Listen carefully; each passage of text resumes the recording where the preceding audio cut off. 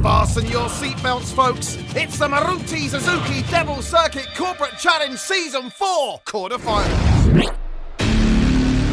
We've seen them race neck and neck. We've endured their screams of agony and heard their cries of victory.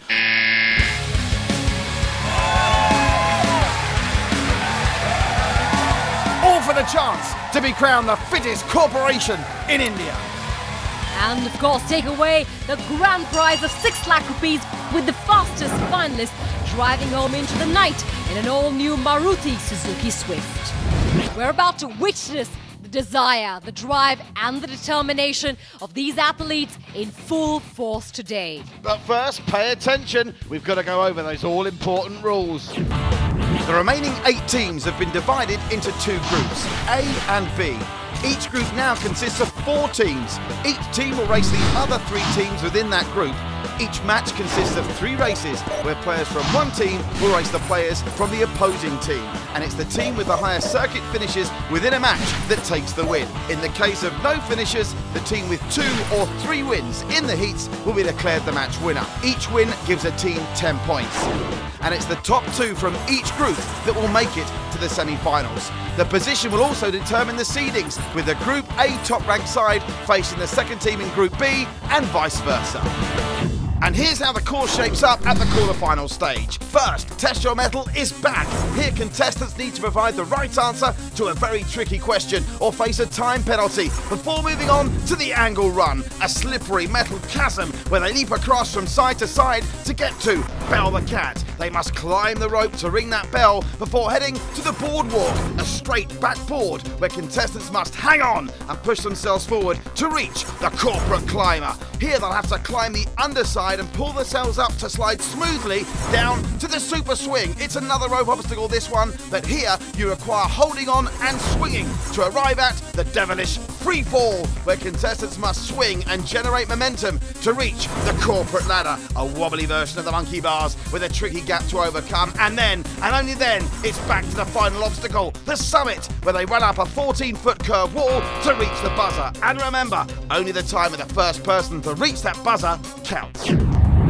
The 4th edition of the Corporate Challenge sees Concentrix trying to win it for the 4th time. They've made it to the quarters yet again, and this time they seem to have brought their A game.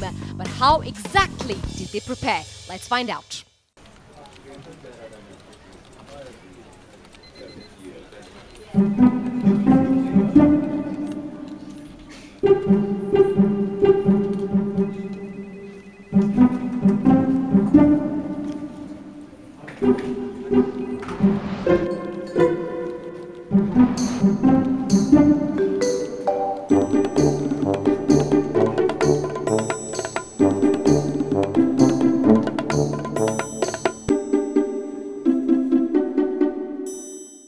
Concentrix in a bit of dire straits. They're currently sitting at a loss.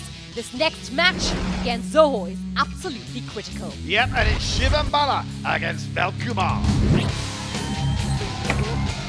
Velkumar's injury made him bow out early, leaving the field clear for Shivam. He calmly took the course, an obstacle at a time, and climbed the summit.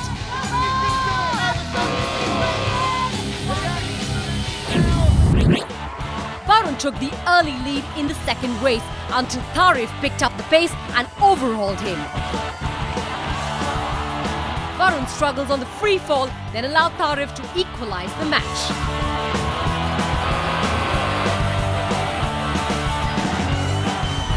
One again as Divakar and Shashank got into ready positions. 5, 4, 3, 2, 1. So we're underway here, a brand new match to get our teeth into. It's Zoho and Concentrix in Group B, Sananda.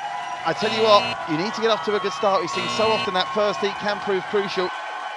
We know that momentum is what's needed. However, at the moment, the first obstacle being quite an equaliser there. Well, it certainly is. They both got it wrong. I'm amazed at the lack of sporting knowledge here. I'm sure there'll be a different set of Test Your Mettle questions in the semi-finals and finals when they come about. But the sports caught many of them out. But luckily for most of the athletes, their opponents got it wrong as well, so we've not seen too many people getting an unfair or a fair advantage. Varun Shah going off very fast here indeed. He's already on Bell Your Cat, and he's Looks like he's got a bus to catch Sananda, the speed he's going at.